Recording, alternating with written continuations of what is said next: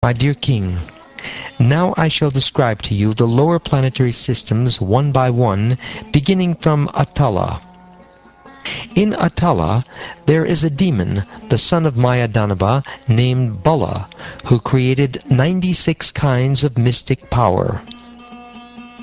Some so-called yogis and swamis take advantage of this mystic power to cheat people even today. Simply by yawning, the demon Bala created 3 kinds of women known as Svairani, Kamini, and Pumshchali. The Svairanis like to marry men from their own group. The Kaminis marry men from any group, and the Pumshchalis change husbands one after another. If a man enters the planet of Atala, these women immediately capture him and induce him to drink an intoxicating beverage made with a drug known as Hattika or Cannabis indica. This intoxicant endows the man with great sexual prowess, of which the women take advantage for enjoyment. A woman will enchant him with attractive glances, intimate words, smiles of love, and then embraces. In this way she induces him to enjoy sex with her to her full satisfaction. Because of his increased sexual power, the man thinks himself stronger than 10,000 elephants, and considers himself most perfect. Indeed, illusioned and intoxicated by false pride, he thinks himself God, ignoring impending death. The next planet below Atala is Vitala, wherein Lord Shiva, who is known as the Master of Gold Mines, lives with his personal associates, the ghosts and similar living entities. Lord Shiva, as the progenitor, engages in sex with Bhavani, the progenitress, to produce living entities, and from the mixture of their vital fluid, the river named Hattiki is generated. When fire, being made to blaze by the wind, drinks of this river, and then sizzles and spits it out, it produces gold called Hattika. The demons who live on that planet with their wives decorate themselves with various ornaments made from that gold, and thus they live there very happily. Below the planet Vitala is another planet known as Sutala, where the great son of Maharaj Virochana, Bali Maharaj, who is celebrated as the most pious king, resides even now.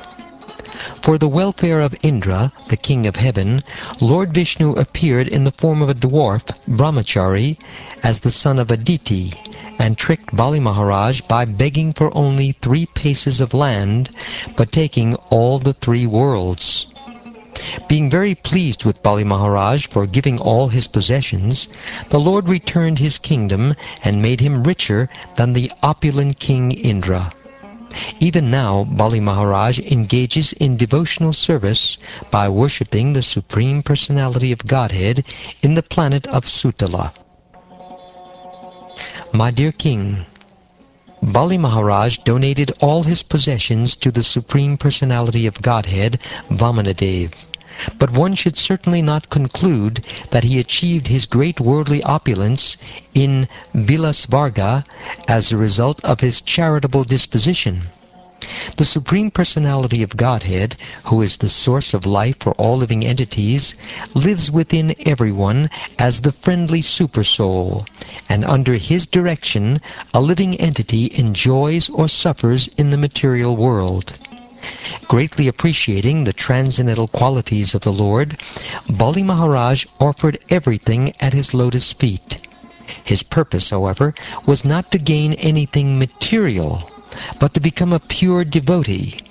For a pure devotee, the door of liberation is automatically opened.